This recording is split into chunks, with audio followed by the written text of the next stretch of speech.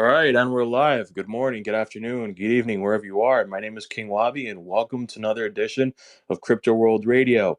If you're listening to us from YouTube, be sure to leave some feedback in the comment section. And if you enjoy this content, go ahead and give that like button, thumbs up, and subscribe. Turn on bell notifications so that you're aware of when this sort of content gets uploaded.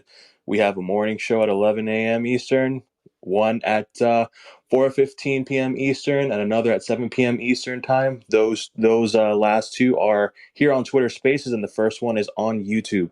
And all of our spaces are re-uploaded on our YouTube channel. And also, if you want to take part in a vibrant community with over 1,000 members, be sure, if you're here on Twitter Spaces, to click on that link and join our Discord. You can typically find me and the team interacting with everybody there throughout the day.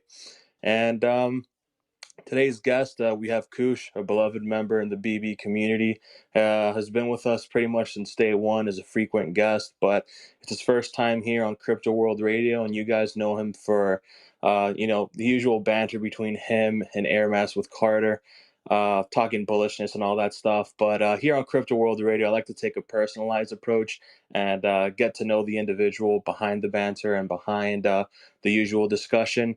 So Koosh, man, first and foremost, welcome to the show. It's an honor to have you here and to introduce ourselves formally. Koosh, how are you today, my man? I'm doing well, Wabi. Thanks for having me on. I appreciate it. No doubt, man. So we'll start off. We'll start off pretty casually.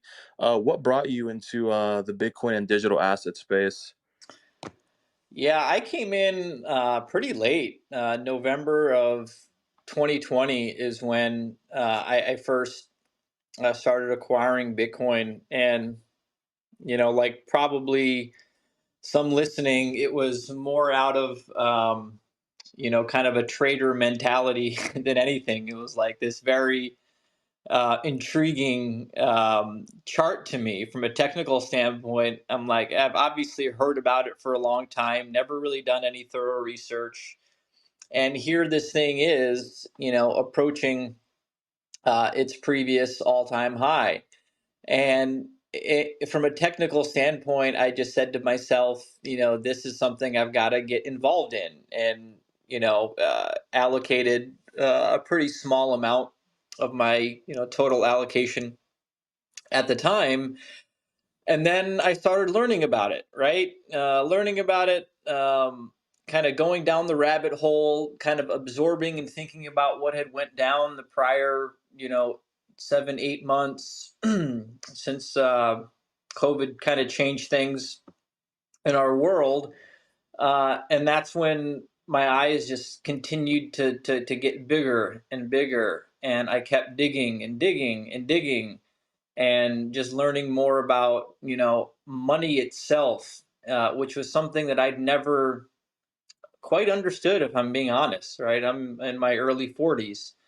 Um, I've been, my background is medical technology, working for startups in terms of things that kind of disrupt industries, very small niche type of things that aren't commonplace. And so that itch was kind of in me, right? And so when I started kind of just discovering the history of money and credit and debt and um, figuring out what Bitcoin was and how that fit in, which is still right. Like right now, I'm probably 50. I understand it to completely 50% of the way. Right, 2 years later, and maybe 1,000 hours in. But from then on, just decided that this was going to be something that I was not only going to covet, but I was going to acquire, and it wasn't something that um, I was looking at as short-term trade. Although we all love that feeling of number go up, that feels great, and we get into that. But it was more of a, I'm going to start denominating, most of my my value, my savings, my long-term, nest egg for my daughter, future generations, and acquire as much Bitcoin as I possibly can. So that's kind of the long and the short of it, Wabi. Thanks, man. And you being from like the medical and tech startup industry, do you believe that the technology that's behind Bitcoin can help further the progress and the things that you work in on a day-to-day basis? That's a really good question, Wabi. And believe it or not, I've never thought about uh, Bitcoin in terms of what it could potentially do, and to enhance what we're doing right now. I'd really have to think about that some more. Although our one of our founding VCs, I tried to orange pill her and convince her to put the company, the VC firms, 5% of their cash on the hold it in Bitcoin at our last meeting. So I tried to orange pill her, but I haven't really considered, what potentially the a Bitcoin base layer, how that could improve what we're doing. But I'll have to give that some thought. It's a great question. No problem, man. And when you got into the digital asset space, what's the one thing that you can take away from your experiences that you can look on the industry and say, like, I'm proud to be a part of this industry.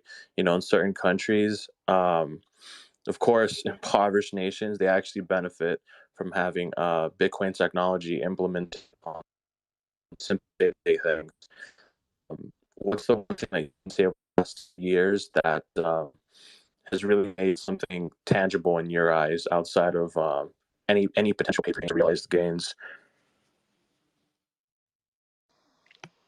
Yeah, that's a really good question, and I think the thing that over the last couple of years that I take away the most is that we take a lot for granted in the United States, right?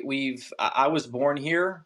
I don't know what it's like to walk in the shoes of someone, born in Africa or living through inflation in Lebanon or Turkey, or Argentina, and I don't know what that feels like. But I do know that, and kind of thinking about my daughter, or if she was in a situation where she was raised somewhere like that, a couple things have really been kind of hitting me, especially recently, and that is, just looking at when my daughter gets older and let's say she wants to go to college and she graduates college.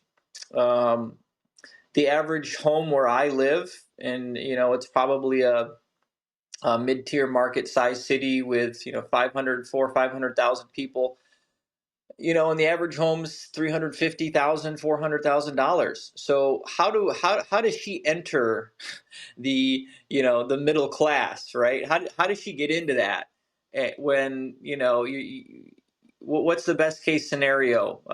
Making 60, 70, 80 grand out of college. I mean, when I graduated, that would have been freaking awesome.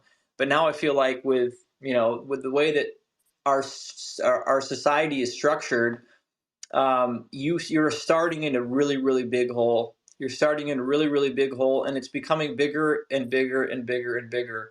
And it's going to be harder for anyone to attain just that middle class dream of what the reason my parents came to this country in the 70s. They came here from Iran. They decided to stay here, thankfully, for my sister and I. And I think about back then in the 70s, right? 1971. What happened then? We came off the gold standard. Back then, a new house was $25,000. The average income was about $10,600. A new car was $3,500. Harvard tuition was $2,600. So you could have that American dream where the husband could, if they wanted to, be the sole earner in the household, and your wife could, if you wanted to, and she wanted to, raise the kids and not have to earn an income if that's what you wanted to do.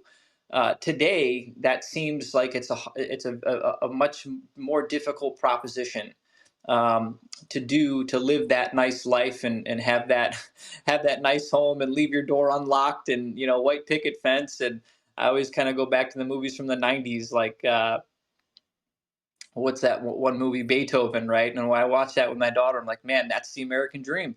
And it's really hard to attain today, especially if you live in a big city. So that I know that's a little bit of a a tangent from your question, but I that comes back to me. That comes back to the money creation, right, and the debt creation, and it's a system that relies on that, that continuously relies on that. And so, I look at Bitcoin as cheesy as it sounds, is hope for those that um, may not start out in that top 1%.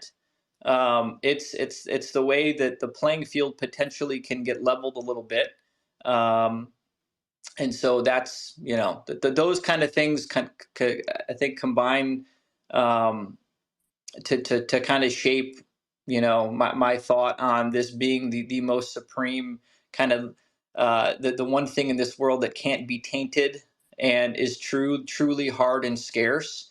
The price obviously we hate right now, but that's what goes along with it, right? There's nothing in this world is going to provide your family generational wealth in a short amount of time without generational pain along the way. There's no way around it. Nothing comes easy. I don't care who you are. So, that's the price of admission, and here we are. Yeah, I definitely agree with you, man. I think over the coming years we're going to see a lot of development in the Bitcoin space, especially when it relates to things like the economy. There's one company, I think they're out of Canada.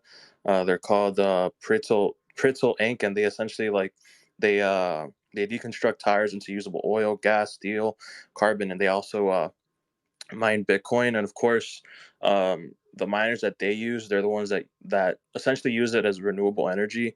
And you also have like what's going on in America, and they're Bitcoin miners, and they're literally revitalizing ghost towns that were formerly home to like anchor industrial corporations. And then like we're also seeing like supply chains integrate blockchain technology like Intel, and they're bringing in like other companies from the TradFi industry, and like these are companies regarding like energy companies like oil and gas, sorry, not grass, and farmers and waste management, things like that. But I think like with Bitcoin mining, it's unique given that like it's the only industry that has an industrial footprint in producing an actual good, and that's like backed by energy, of course, via its proof of work system and all of that. Yeah, I mean, Lobby, And it's a great point, man. Like I don't even yeah, know. I'm not an expert on this, but like how much wasted energy is there in everything we do in our daily lives, right? Like in my house today, like through everything that I did today in my house, every function that I performed in this house, interacting with electricity or energy, how much of that was wasted just in my little, right, 300-foot surrounding area. And so like how much of that is everywhere around us, and what I can't imagine, harnessing that wasted energy in the form of, securing the network, right, producing more blocks. I mean, it's fascinating, and we have no idea where it's going, but I think you bring up, very a very interesting way that the network can grow stronger and more secure, with energy that's there, right? yeah, and I think the developments that Lightning Labs is trying to go through. It was a proposal that they did at the end of Q3 of last year. It's called Taro, and essentially it's gonna allow individuals to create like non fungible assets, like things like stable coins and other digital tokens on top of Bitcoin. So it's essentially like an omni-chain layered smart contract. So perhaps in the next 5 to 10 years, you can add in other derivatives from other markets, and perhaps like blocks of electricity, depending on where you live on, can be like built on top of it. But of course, that would involve some form of regulation. You know what I mean? Like I'm not sure how it would be implemented. That's a little bit too technical.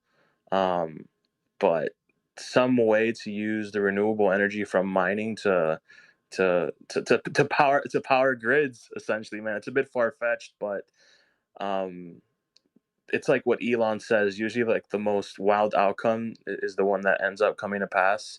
So I believe that's what's called the smart city, right?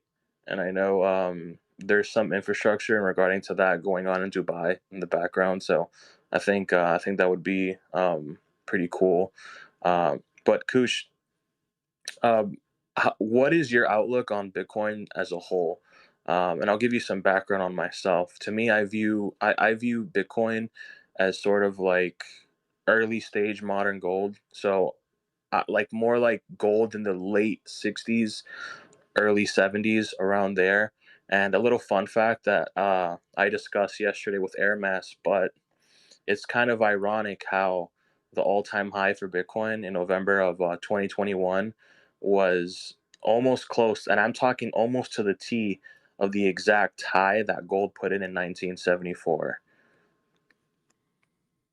Wow, wow, that's fascinating. I didn't know that. Um, so the question was, Bobby, where do I see Bitcoin going from here? From what standpoint? From a price? From a network? Not From not a not not price, more okay. like network growth and how you view it personally. Do you see it as like more of a commodity on steroids, or do you see it something like the Nasdaq, which was formed in 1973, and given that like BTC is about 14 years old, right? If we compare that to the Nasdaq, right, essentially we're at around 1987 as far as that correlation goes. So Yeah, that's my general question. yeah. No, I look at it as the most pristine asset there is. I really do. I look at it as the most pristine asset, most coveted at the most coveted thing that um, I intend to acquire as much as I possibly can. You know, in terms of network adoption and network users, it's very healthy, right? You look at the number of users on the network, and that's a great indicator to me. And in terms of where we are now, in kind of running parallels to what I do in my business and my day to day, I'm very focused on adoption and where we are on the adoption curve, and we're at the beginning of it, right? If you look at a market in terms of different segments, um, they say 2% of a market is an innovator, right? They get it right away. They don't need anyone to sell them. They see the vision. Um, and then the next 7 to 8%, those are your early adopters. And I think we're somewhere really early in that adoption curve, and there's 8 billion people on this planet, and at some point, as people wake up, and I feel like a lot of people have been waking up the last couple of years. I know myself personally have. We were never taught finance in high school, or how money works. I wonder why that is, right? um, but as I feel like people are starting to figure out a bit more about how things work, and more about why things are going up in price, what inflation is, right? I don't think people ever talked about inflation before this year. Right? I don't think that was ever a hot topic for this generation. But once more people are figuring that out, and we sure know they've been talking about that abroad. Um, what are the solutions? What are your solutions? And so your solutions are kind of limited if you're just a person, right? Your solutions are limited, and so I feel like every day that goes by, more people than less people are opening their eyes to the fact that your solution is to acquire hard assets, and a percentage of those people are going to view Bitcoin as the hardest asset ever created, that can't be taken from them. And we're not going to go through the I won't go through the difference between gold and other things that can be taken from you, but Bitcoin can't be taken from you if you practice self custody. And um, so to me, it's an inevitability of time. When our companies, when we first start, the question ultimately is how quickly can you guys grow? Like all of our the venture capital companies that we deal with, how quickly can you get to X amount in sales? Well, it's a game of time, and it's hard to put your finger on, when that tipping point is, when you go from 2, 6, 7, 8% of a population to the next 15, 20. That's when things start moving really, really fast. And I don't think we're there yet, but I think we're moving in that direction. So the future, I see the future is bright, and the network is as strong as ever, and the number of users is at an going in the right direction. Price, unfortunately, is a lagging indicator, so it doesn't reflect that right now, but it will. It'll catch up and reflect that very soon. Yeah, I think in order to develop like a domestic Bitcoin strategy, as far as like the economy goes, and um growth like that growth in the digital asset space reflecting the real world economy, I think there has to be some sort of framework to attract financial and tech innovation, and these things include like clear regulatory framework. And we're seeing with these mining companies, they were essentially leverage to the tits, and they were essentially all borrowing money from one another to pay back their withstanding loans. And then you're seeing all of these mining companies as well as like all these exchanges coming down. So I think we need to start by with a state by state level, especially since like hash rates is still going up exponentially relative to the last bear market. But I also think that as far as that goes with regulation, I think there has to be like some very light touches, because if you go with too much regulation, it actually diminishes innovation, right? And I think like with some government coordination, like the the legislation that Francis Suarez is passing here in Miami, with it being branded as the Bitcoin City in America.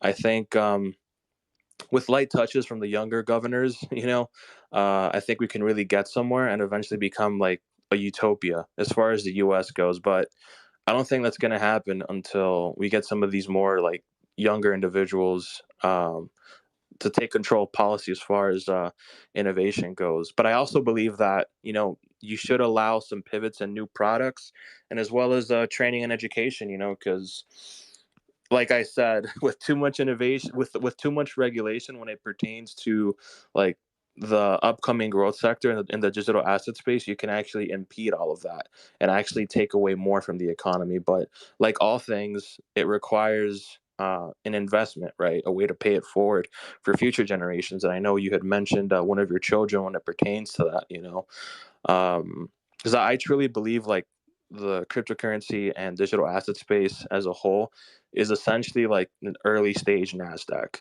It's barely a decade old, but when you see the things develop and you compare it to like I guess real world interactions, there's still a lot of growth to be seen, right? And a good example is go to your local CVS or Walgreens or grocery store and ask somebody a simple question, the most simple question. Ask them, what is the price of one Bitcoin? Something as simple as that, right? And there's a good chance that they'll say some number that's way off, right?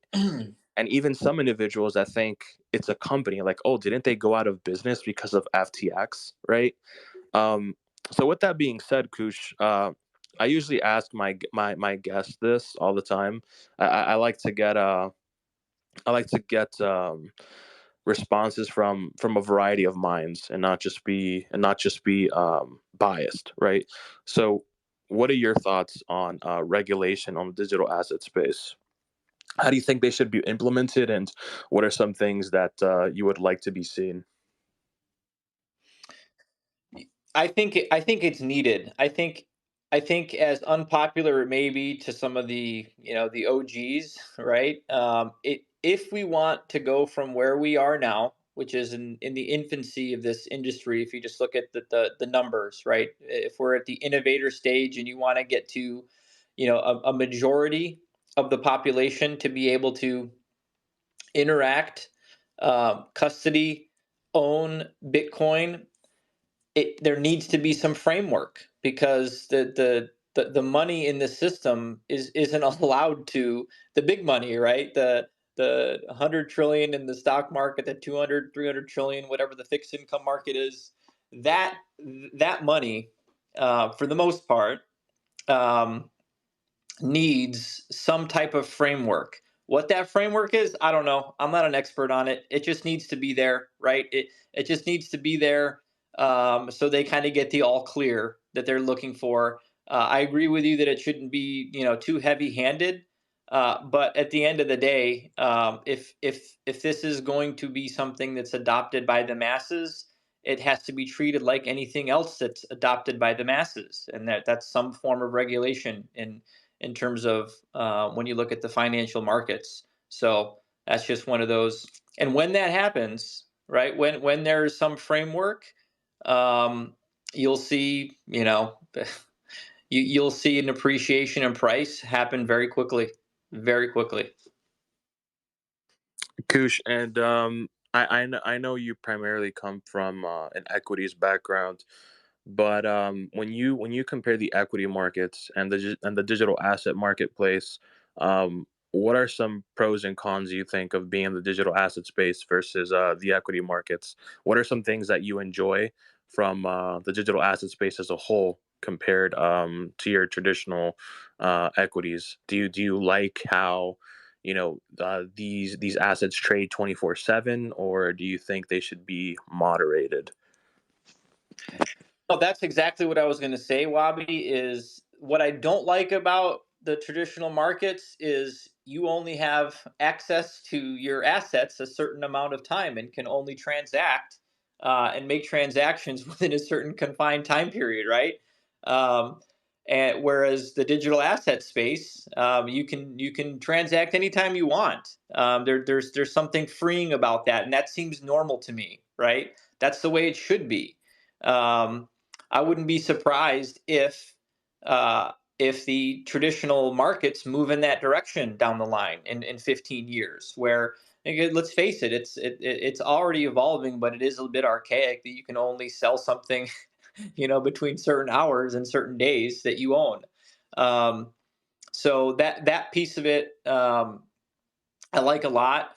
The piece that I don't like, from the digital asset space, is just how many, shit coins there are out there, and how many Ponzi's there are out there, and which basically are, these little VC startups that, forego, the path that you'd have to go through, to register yourself as a security, and save, millions of dollars, and use that to then perpetuate a scheme to dump on retail investors. So that piece of it, I'm not a crazy fan of, but I don't really get involved too much with the shit coins or altcoins.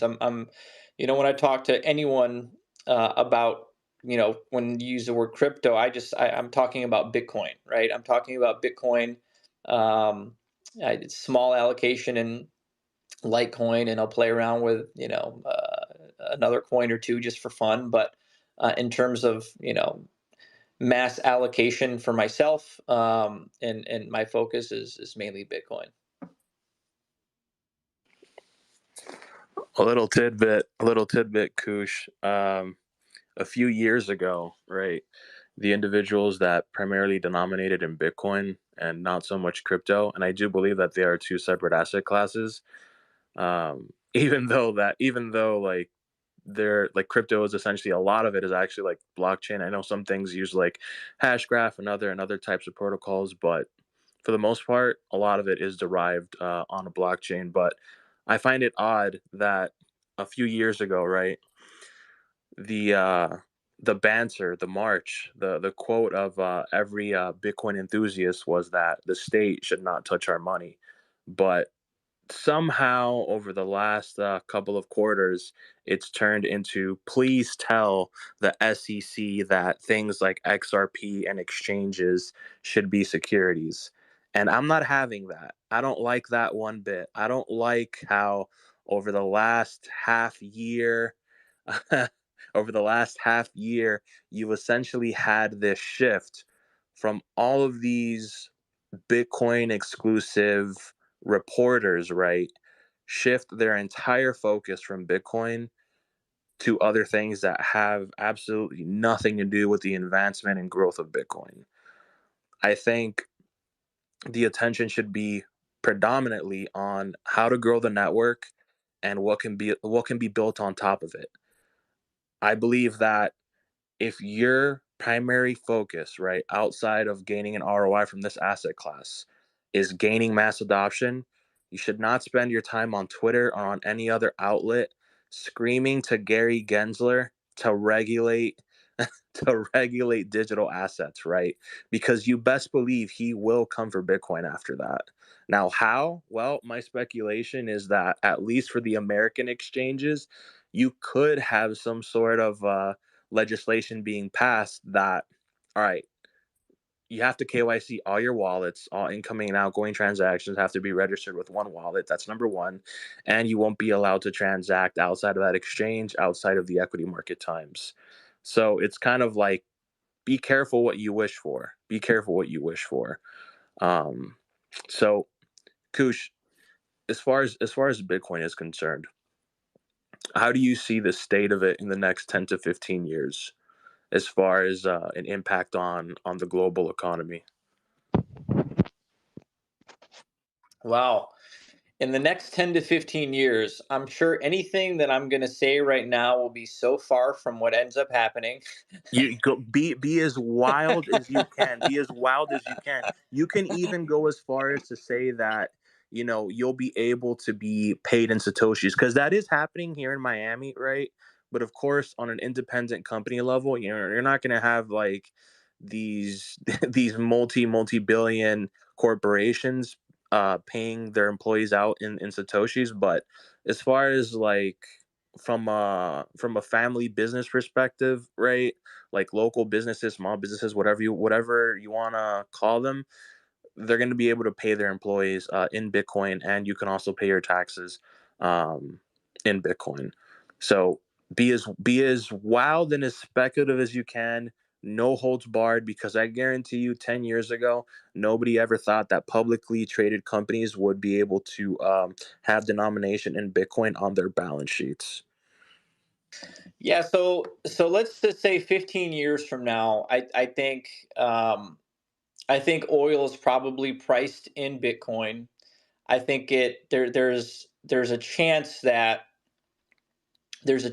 it becomes the world reserve. I don't want to say currency, because I don't know that that will be the time for it to be a currency. I still think it as a base layer, and then the currency, what you transact in, would be something on top of it, like a stable coin, right?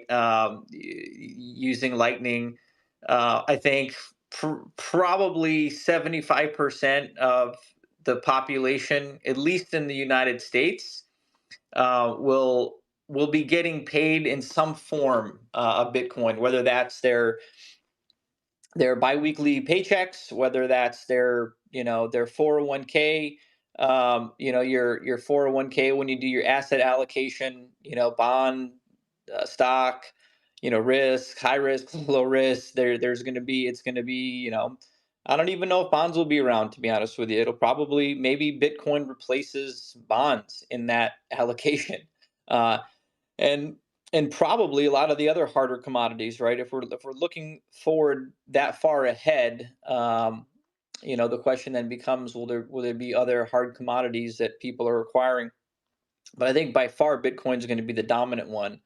And so I think things will look a lot different, and I, I think self custody is going to also look a little bit different. I'm a big advocate for self custody, but I also realize that in order for the masses to be able to adopt it, it just has to be easier, right? I don't know what the answer is. It just has to be easier. So I'm curious to see where that goes in the future. So those are just some initial thoughts that come to mind, Wabi.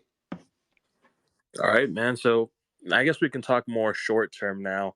So recently we saw micro strategy sell off some of their Bitcoin, right? And it was claimed that it was going to be used for tax purposes. But given the possibility, again, I'm saying possibility here, okay? I'm not an expert in this. Um, what are your thoughts on Bitcoin during a recession? Do you believe that some publicly traded companies such as Tesla and MicroStrategy will start to sell off their Bitcoin and create some major sell pressure in order to have some runway um, during a potential slight recession, maybe 2 to 3 quarters long? I don't know. I mean, anything is possible. If you're asking me if I see MicroStrategy, selling any material Bitcoin in the next 2 quarters, I don't. If anything, I think we're going to just see more acquiring. Um, Tesla, again, this is just a guess. I don't. Again, I wouldn't be shocked if we saw another acquisition announcement in the next couple quarters. I mean, at the end of the day, and you talked to Aramas about this yesterday. You were talking about what's the catalyst, right? What's the catalyst? And I think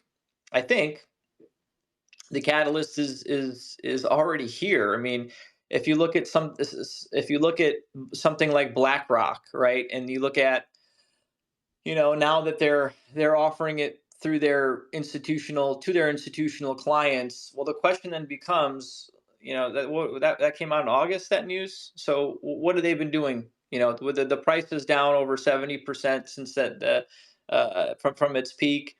And are they telling them to wait? Who knows? But it wouldn't surprise me if they've been acquiring. Fidelity is now offering this to their clients, and they're, as we know, a staple institution in this country. And so you've got, I think, I kind of think about it the other way around. If I'm being honest, Wabi, I think short term, I think there's going to be a lot of people surprised. In a direction that we aren't looking. And but that's not to say that Bitcoin doesn't go lower in the short term, or let's say it does go up. There is another event where the economy, and we go into a deep recession and things get awful. And down the line, you see some people selling Bitcoin that you never thought they would. Right? You can't ever rule out anything. Right? If you were to ask me a year ago, is FTX going to fail? Are they a Ponzi scheme? I'd say, what are you kidding me? What are you, hey, Tom Brady endorses them. Or you don't? How dare you? Right? And there you go on the other side. We're on the other side of it, and the fraud was exposed. So you can never say never. There's no certainties in life. But for me, thinking about your question from, what do I do? This isn't financial advice. Assets that I covet, I try to acquire as much as possible when the least amount of people want them, and when they go down 70+%. As long as I don't need that money to pay my bills, which I don't, and I'm okay not seeing it for a few years. That's the strategy. I made a mistake in my early equity trading days. Uh, Finding an asset that I thought in the equity markets was, the next network adoption story, and um, as silly as it sounds, it was Crocs, right? And this was back in the the 2000s, and it was trading at like $1 a share. I'm like, those things are going to be everywhere. There's going to be in every house. They cost nothing to make, And I put a sizable amount of money for the young lad that I was back then, and it went up to $3. I tripled my money in like 7 months, right? Like, I'm a genius. I'm going to sell it and buy it lower. I'm going to double it up. And it never went lower. And at $150 last year, looking at that stock, I'm like, man, that was maybe the dumbest thing I've ever done. Like, I had conviction, long-term conviction on something that had incredible network adoption possibilities. I really believe that. And here we are today, and daily transactions with credit, with cash, with um, is more of a network adoption story than anything I can think of.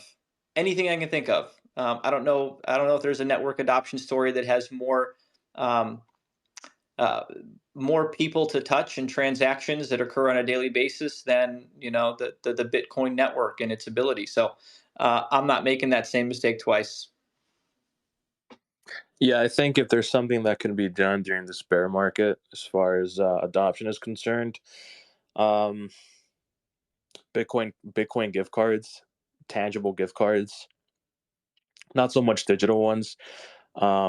Even though we're going more towards a digital society here in America, there's still a large portion of the population that still likes some tangible goods.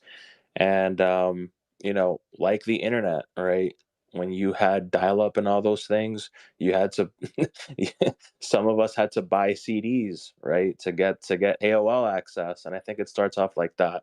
You have to get the attention from individuals that are still in the tangible world, right? Or you can call it the fiat world, right? There are some places that don't take cash, but there's still a large portion of society that still likes cold hard cash, and those are people that still like actual tangible goods. And I think the best way to onboard them would be through little things like that, gift cards. And also, I know with some payment processors, uh, you actually get the option to get cash back in satoshis, right? So I think little things like that can help out with adoption. And Well, go Wabi, ahead, go ahead. you're absolutely right, man. I'd never thought about it that way, but any single thing that you can point to that's had network adoption, whether it's Apple, right, taking pictures that you would, you'd look at and hold, or Netflix, which would take these, DVDs that you would hold, or you go to Blockbuster and grab the video, or like you said, or like Amazon, where you go into the store and you physically grab it. All of that stuff, the interface, the introduction to that was physical. So I think you're onto something, and that's a really good point. I haven't thought about it that way before. Yeah, as something that is very, very early, right? As far as the digital asset space is concerned, um, like I said, the majority of individuals that have captured the attention from people that are hooked onto crypto and Web3, right? They're all focusing on the wrong things. They're all focusing on exchanges. They're all focusing on venture capital firms. So the question comes to this: all right, are you guys the Weenie Hut Junior reporters for CNBC? Okay, or are you going to take matters into your own hands and take advantage that you have hundreds of thousands of followers and actually promote the digital asset space, right? Make it easier for onboarding, right?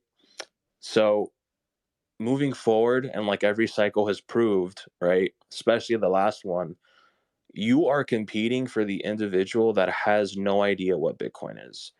If your introduction is, SBF, right, or Barry Silbert or Michael Strategy or Elon Musk, leaving Tesla and potentially selling the rest of his Bitcoin, then you're not going to have a fun time, bud. You're going to be in a community that's just salty and it's going to provide no value, right? So again, they're going to be competing with my generation, right, which is Gen Z, right? A lot of Gen Zers, they're on TikTok, they're on YouTube, right? They still haven't hooked on to these Twitter spaces. Slowly they'll come, very slowly, but not yet. So what are we doing right now in order to onboard the next 100 million users? That should be the question. And it's not media reporting, right? It's not throwing gasoline at the fire, right? It should be good, hardworking, earnest coverage. And Koosh, my answer to you is: how do you think we get there, man? How do you think we onboard the next 100 million users? Like, I know you mentioned your kid before, but you know they know about crypto because of you. So their generation, how do you think we onboard them once they get into learning finances and all that stuff, getting closer to their college years? Yeah, that's a really complex question. It's a great question, and I think like anything disruptive early on, it has to work its way through the adoption curve, and there isn't any real good answer. And what do I mean by that? So back when the first iPhone came out, I saw it. A friend of mine had it. I'm like, what the hell is that thing? I would never buy one of those. What are you doing with it? Like, I had my BlackBerry. The iPhone 2 came out. And if let's just say there was an Apple salesman that followed me around for like 3 weeks, giving me the best sales pitch every day, like here's everything it's going to do, here's everything it can do now, and here's everything it's going to do in 5 years, and here's how it's going to change the game. It wouldn't have mattered. I wasn't buying an iPhone 2. Well, it just wasn't happening, right? It took me seeing, some people that I knew, some people that I trusted. Then finally, one of my sales reps was doing a field visit with her, and she had, I think, like the 4 or something. And I'm like, huh. So you've managed to break free from the BlackBerry, and you're using the iPhone, and I'm like, maybe I could see myself doing this. And then a year later, I bought my first iPhone. Right? So it's like, I think about your question in those terms, like what could have been done to get me into an iPhone earlier? And I don't know the answer. I'm just saying it's a very complex question, and when we look at like adoption curves, every company tries to figure that out, right? Like, how do you speed through the adoption curve of something disruptive? And it's really hard to figure out. And I don't know the answer to your question. I don't. All I know is what I do, and that's I try to express to as many people as I can, um, whenever we're talking about current affairs. I inject Bitcoin. I always inject it into the conversation. I've been it's easier to do when the price is higher, right? It's harder to do now, but I still do it. And so the answer to your question, I think you're probably better to answer than me, because you, as you said, it's your generation that's on TikTok and social media. And so that's the generation that takes this from wherever it is to then hyper Bitcoinization, right? And so you tell me, Wabi, what do you think? How do we how would you do it, given your understanding of your generation and the things that they interact with? Number one, start off with TikTok and then go off on YouTube. If I was building a product in the digital asset space, say I was building on top of Bitcoin, right? If I wanted to build on the omni chain layered smart contract, right? It's not exactly the same smart contract format as Ethereum, but in the next 3-4 years, potentially, you could start building something, right? So it's essentially Ethereum in like late 2012, early 2013. That's when Vitalik started his concepts with Ethereum, like more publicly at least. So first thing I would do is bring up my value proposal for the Bitcoin network. Right. First, I would start off introducing, what is Bitcoin and how it's beneficial to the world economy. Right. I would start off with my generation. Right, and it would be quick snippets of information, and then it would all funnel through YouTube, and then in YouTube it would be like more descriptive and all those things, and in between all of that I would host daily Twitter spaces with individuals that know more than myself about the industry, and then we talk shop just like we are right now. We're talking shop, right? It's a casual conversation. That's how I would start it off, and then in between that I would also run a social Reddit profile, right, here on Twitter. And I would inform individuals about incoming developments on the digital asset space.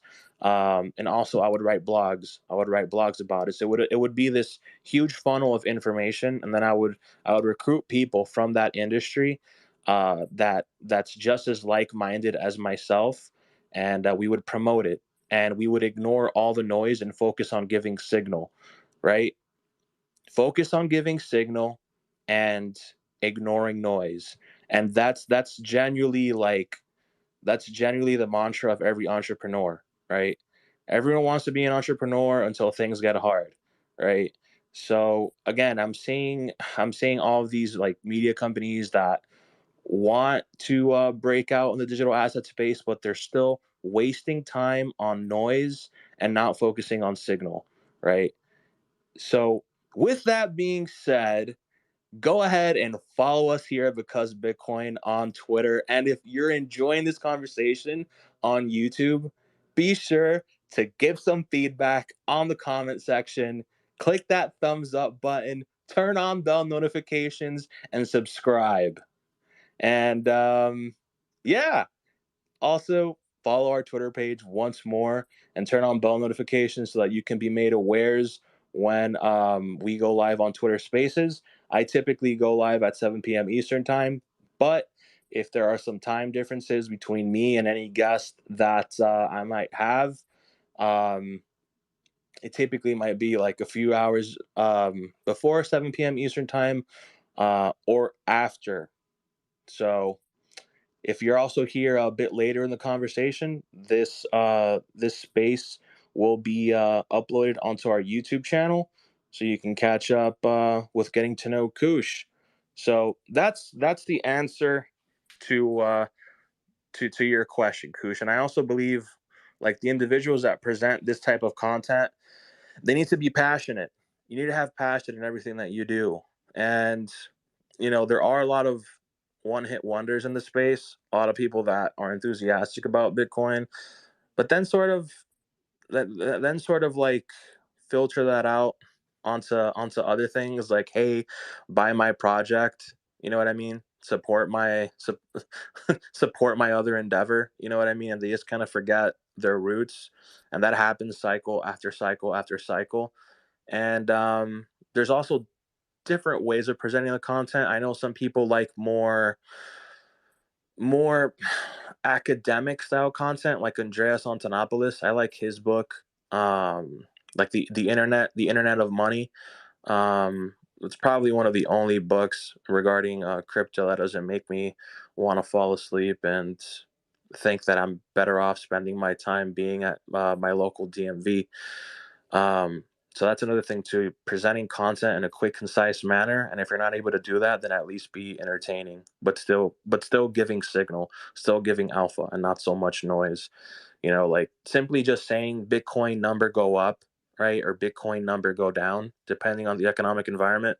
I don't think that's enough. I really do not think that's enough. There has to be more context to it, because that's what keeps players in the game, right? Um, just look at something like the equity markets, right? If we take a look at the dot-com bubble, if all individuals did was number go up, number go up, number go up, number go up, and then they saw that horrific crash where Amazon, went well above 90% in drawdown, then that alone would have priced them out. But if they stayed in the game, right, and they increased their knowledge, and they look at the people building behind the product, right, that adds value to the space and brings forth money to the real world economy, then you know there's something to be said about that. There's something to be said, and that's why I ultimately believe that if you're trying to get the word out and help grow the industry, and all you're doing is talking about Sam Bankman Fried this, Sam Bankman Fried that, then you're doing yourself and people disloyalty. And that's my rant. If anyone wants to come up and give some statements or ask any questions to myself or Koosh, feel free to do so. Click that request button, and I'll bring you right up. That's my long-winded answer to you, Koosh. Yeah, man, you're doing it. You're doing your part in terms of how you raise awareness, and the more people that do that effectively, the quicker we move through the adoption curve. Um, Speaking of Amazon, I think Airmass brought this up last night, and I went and wasn't even aware of this, but Amazon just a couple of days ago touched on its COVID lows, right? And then I go look at the Bitcoin chart, and there's something to be said about that, right? There's something to be said about this asset and how well it's held up, considering has Amazon gone through like put all the news and the stuff that's gone on in the last year and just in your mind turn that into something related to logistics, Amazon, shareholders, and if all of those actions, happen to something like an Amazon, well, it's already at its COVID lows, and that happened to Bitcoin, right? And which is obviously an asset class that's in its infancy. So that to me says a lot. That says a lot about the people that are holding are holding strong. That just don't care. That just continue to acquire because they covet the asset, and the rest is noise. The rest is noise.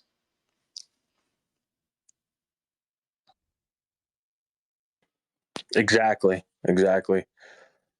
Thanks, Koosh. Thank you so much. Thank you, bro. It's an honor to have you here. Um, so man, I guess we can talk a little price banter here. So I know you've been predominantly more on the bullish side. We don't have to get into technicals or anything, but has the price action over the last 6 months surprised you in any way? Absolutely, absolutely, it surprised me. I did not think we were going to go this low. Um, I thought we were.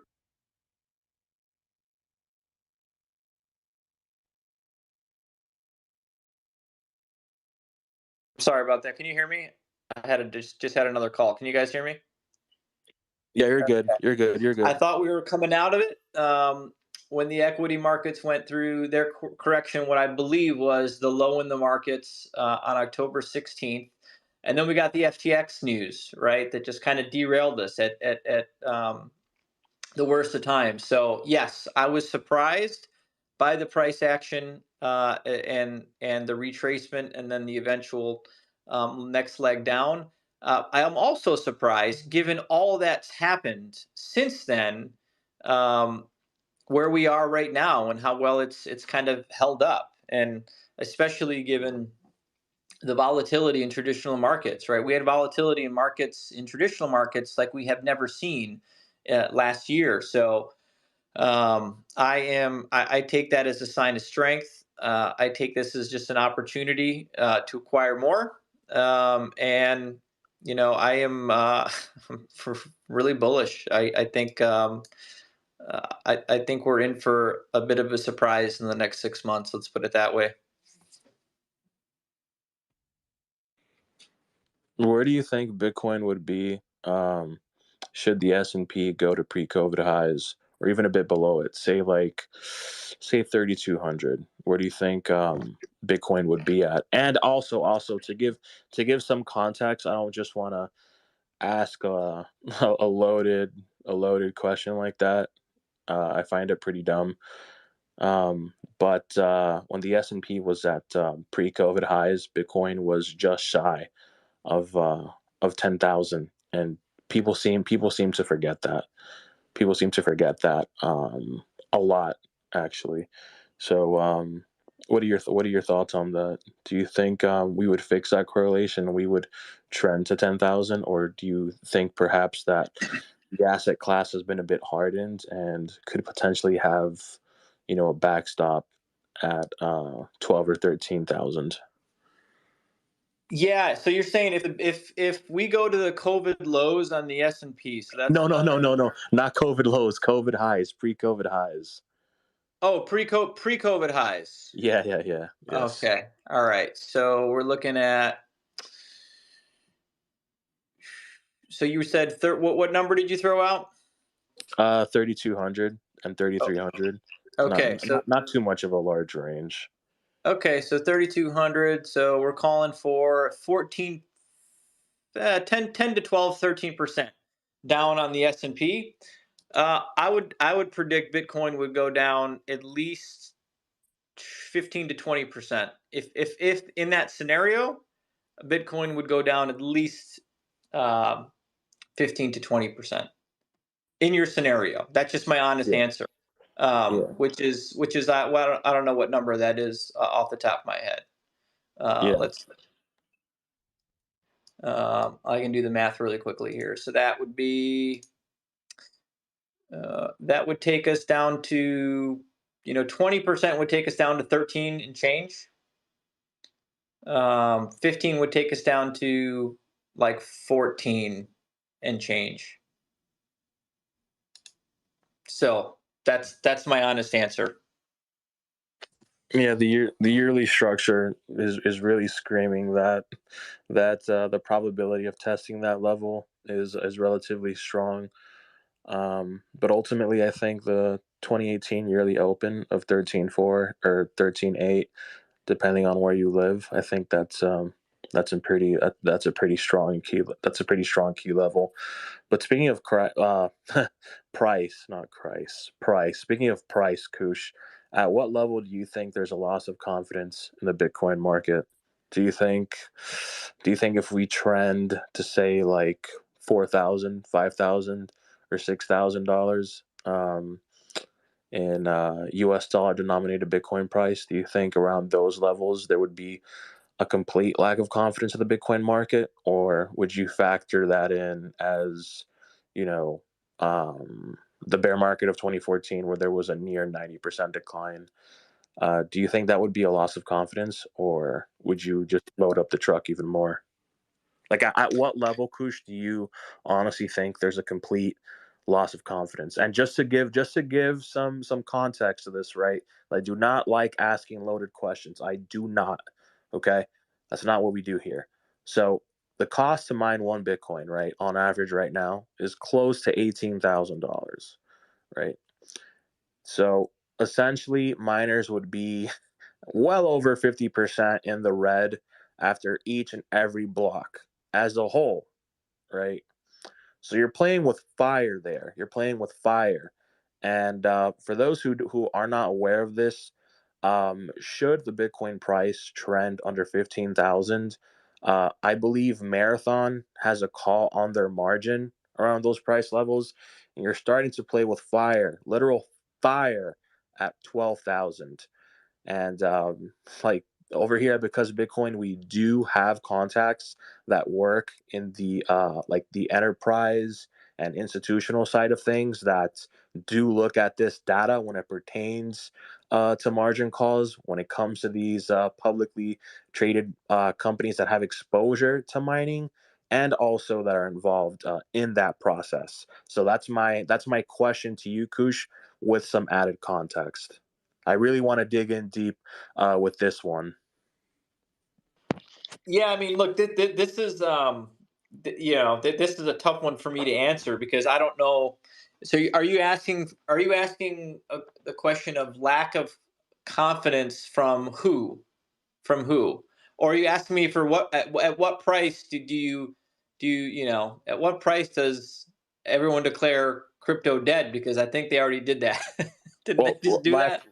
Yeah, when I say lack of confidence, I'm talking about industry players that have helped with the foundation of mass adoption. So I'm talking about big players like Pantera, big players like I don't want to say the name, but individuals that have helped with capital venture um, products that have helped grow mass adoption.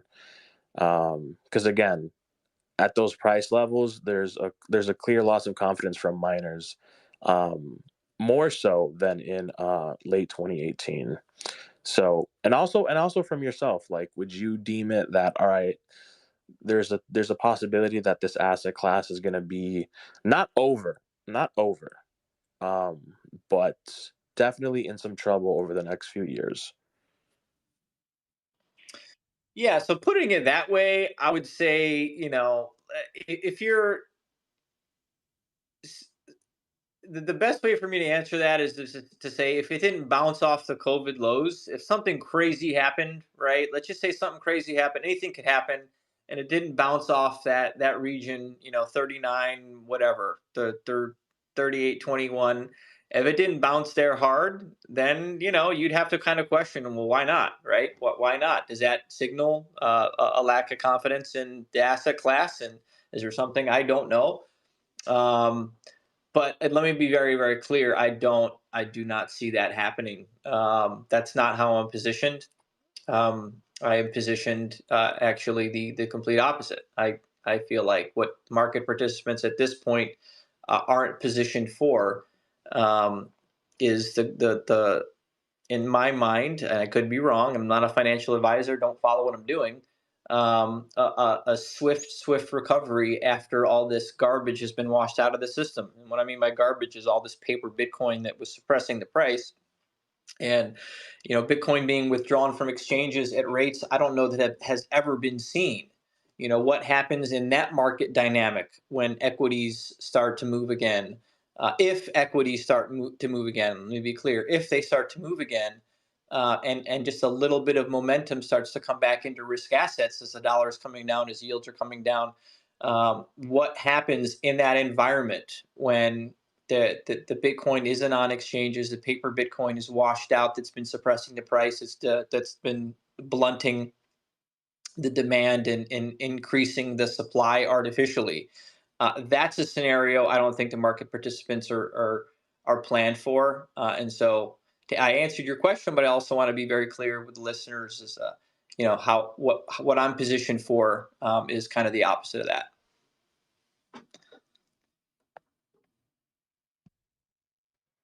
Hey, Black Widow. Welcome to the conversation. Feel free to add or ask any questions. I know we just approached that hour mark here, so we'll start to wrap up relatively shortly. But Koosh, yeah, I agree with you on the whole like COVID lows thing. I think there's going to be more things to worry about than the price of digital assets uh, at that point. I'd have to agree with that, but also there's something higher that would be kind of like, hold on, would be kind of a red flag, and that's breaking 6K would just kind of demolish all this market structure that we've built. So that would be scary in itself. I don't really think that we're going to go down there. I think there's a lot of support between 10 and 13.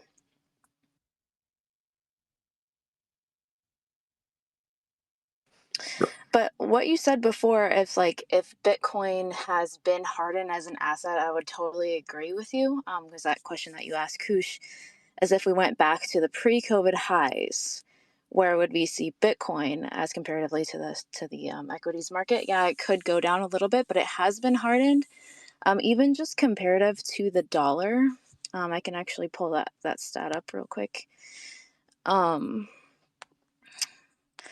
So the last time the dollar was making highs at 103, Bitcoin was less than $1,000. And now the dollar has strengthened, it's fallen a little bit more, but Bitcoin is still holding around 15. So that's plus 15, plus 14K above last time the dollar was doing what it's doing right now. So it has been hard and it has been moving up. I don't think we will die of crashing, basically.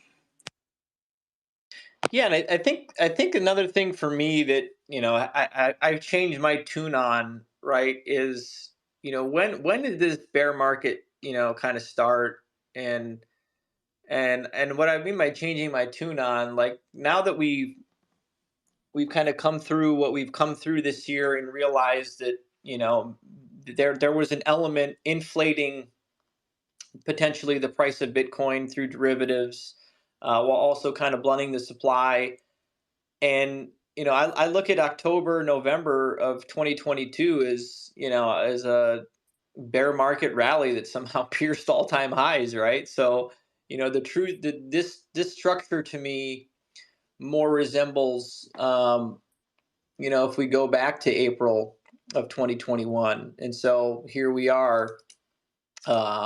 How many days out from that? We're 634 days from potentially, depending on the way you look at it, what the true all-time high was, in bull market terms, although not in USD terms. Structurally, and some of the indicators and models I look at kind of align with that as well. That we really just kind of had a bear market rally. All the miners kind of tell us that with their charts, right? They never made higher highs; they made lower highs, and a lot of the tech stocks did the same. So I don't Oh know. no, I agree with that, but I also think that FTX was part of the reason we didn't go higher. Like I think that was going to be that time period in November 2021. I think that was the time period where if it was going to shoot upwards, that would have been it. I'm not entirely convinced that was a bear market at that time. And that's just because I have some EMAs that tell me that it was above its bull market support. And so I just think FTX really kind of ruined our spike there. Hold on one second. Yeah, they were essentially selling But BTC yeah, and this Ethereum for I think Sol. me and Air Massive talked about that before. I think a lot of the movement that was supposed to be in Bitcoin was funneled to other crap coins that a certain you know short, stocky, kind of pudgy, curly-haired dude kind of moved around. Yeah, I agree with you, Black Widow. Absolutely, it should have been. It should have spiked more. It looked very distributive. Kind of. It was not your typical blow off top, right? It was is very distributive in nature and structure. Absolutely. And that's why I'm not surprised that we broke 20K. A lot of people were like, "It's never gonna break. It's never gonna break." But Bitcoin should have gone, yeah, if we were going to get a standard 80% drop, which is normal in a bear market, Bitcoin would have had to have reached around 128, $130,000 for that 80% drop to stay above 20K. So once that top was pretty much confirmed, going below 20K was actually kind of that made sense because we still need that drop. But it would have had to go to 130K in order to stay above 20.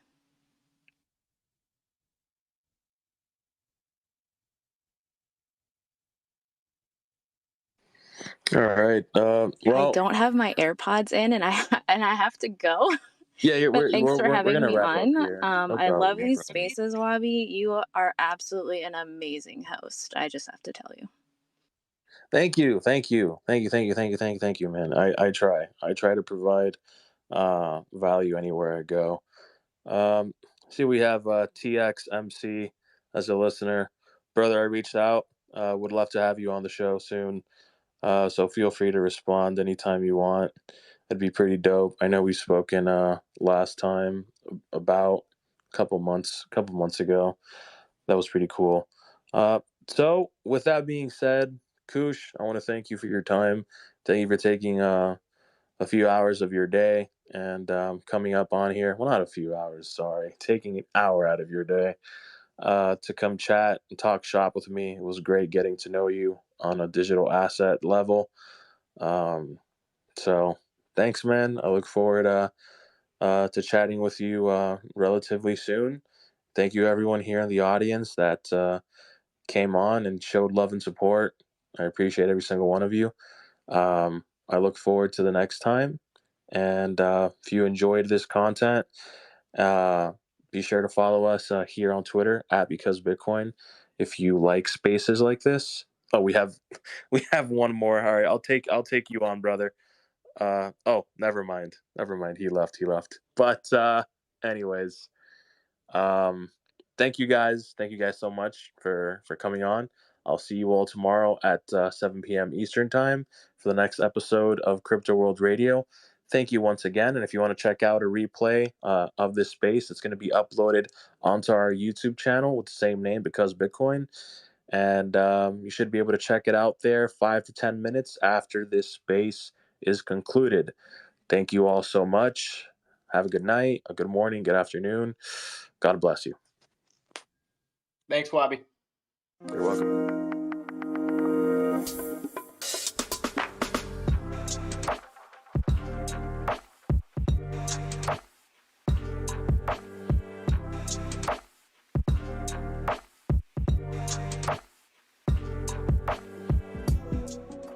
The trading current is just math. It's just math. It has a 95.45% hit rate when we deviate outside of CP2 and CN2. All you had to do is recognize that 95% of the time when we get over here, under this blue line, we get some sort of mean reversion. So let's just assume you long right here.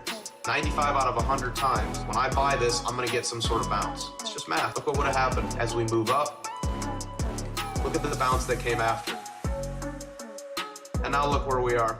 If you had just blindly followed the current, you take all emotions out of it, and you say, I'm going to trust the statisticians, you would have bought Dow Jones somewhere down here under 30,000. You know, depending on how you want to measure it from absolute top to bottom, 20% move. We also have multi-time frame alerts. You don't even have to be at your computer on TradingView. You can ping your phone. Now, the current has some really awesome features, and I would urge you guys to join our Discord to get access to it. We give it away for free as a tool to the community. It's just math. There's really no need to overcomplicate things, not even in the slightest.